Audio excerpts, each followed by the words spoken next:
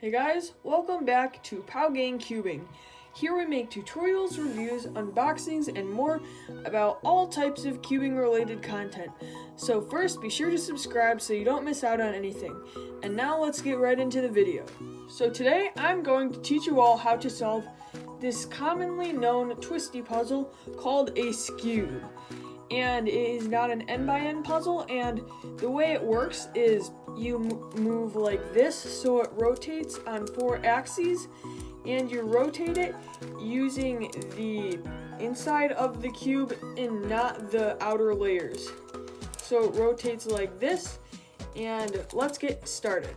So on a Skewb, there is one algorithm that you need to know when solving it, and that is called a sledgehammer. And it goes like this. You move the right side down like this, then you move the left side down like that, then you move the right side up and left side up. So it goes just like that. You do right down, right up, left up, and it just goes like that. And the pro Skewb solvers can do it pretty quick, but that is the one algorithm that we will be using. You do right down, right up, left up. And a sledgehammer on a 3x3 goes like this. You do R prime F, R F prime, like this. So a Skewb is more or less the same when doing the sledgehammer. And that is the only algorithm that we will be using when solving a Skewb. So just make sure that you master how to do a sledgehammer on a Skewb, which isn't too hard. So now that we have the whole Skewb scrambled, first we need to solve the white face. So how we're going to do that is move all of the corners that are these pieces right here onto the top and match the other corners. So I have this corner right here, and as you can see, all I have to do is move it up to put it right there. And then this is also an easy one, but I'll give you guys more cases.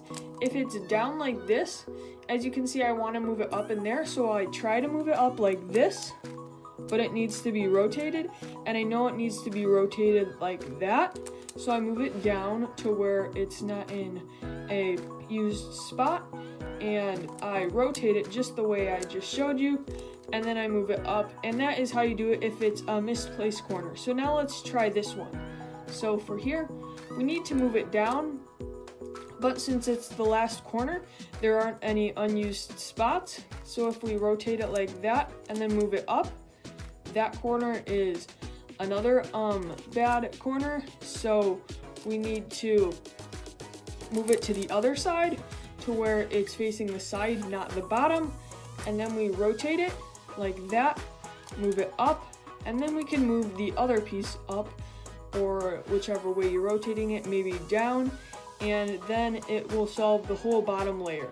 Now you want your bottom layer to look like this and not this, because as you can see in the first example, all of the corners matched, but on this one, the 2 diagonal corners need to be swapped.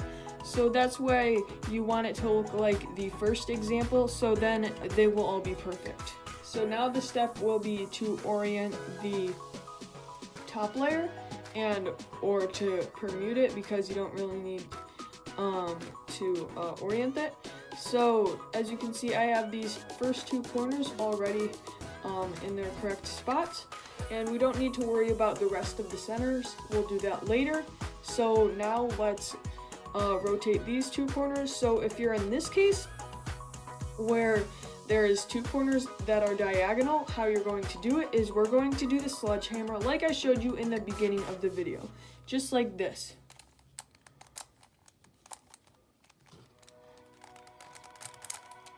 And then that will lead you to this case where if you have your headlights like this on this side and then your opposite ones on the left side, you're going to do a sledgehammer again, like that.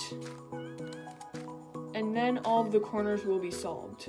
So like I just showed you, but just as a review, if you have your pieces like this where you have the headlights and then you have this bar right here, you do a sledgehammer, and then that will solve all of them. And you can just rewatch if you need to learn anything, but those are the two only cases for permuting the upper layer corners. So now what we want to do is we want to permute all of the center pieces. So there's these center caps, and as you can see, I need these two to swap and these two to swap. So how we're going to do this is, first you want to get your yellow center solved, and your white center should already be solved. So we need to move this here, and if it's not already solved, it should be on any of these 4 middle center layers. And all we need to do is we need to move it down like that. So make sure you put it in the back and put yellow, the corners on top, and put the centerpiece in the back. And how you do that is you do a sledgehammer right here,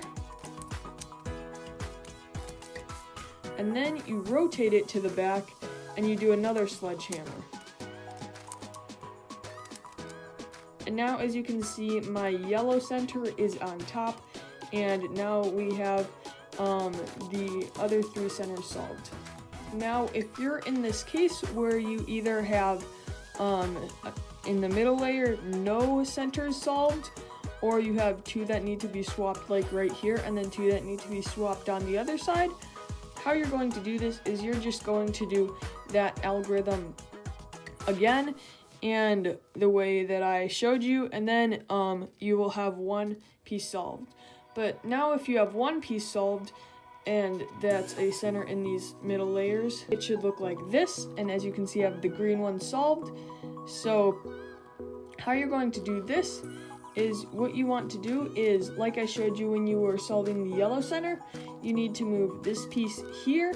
So this algorithm doesn't affect this side, right side, bottom side, or left side. So we want to move this here. So we do the sledgehammer right there, and then we do a sledgehammer again, and then it should be solved. Real quick, we'll go over that again if you guys didn't catch it. This is called a U-perm, so kind of like on a 3x3 when it looks like this.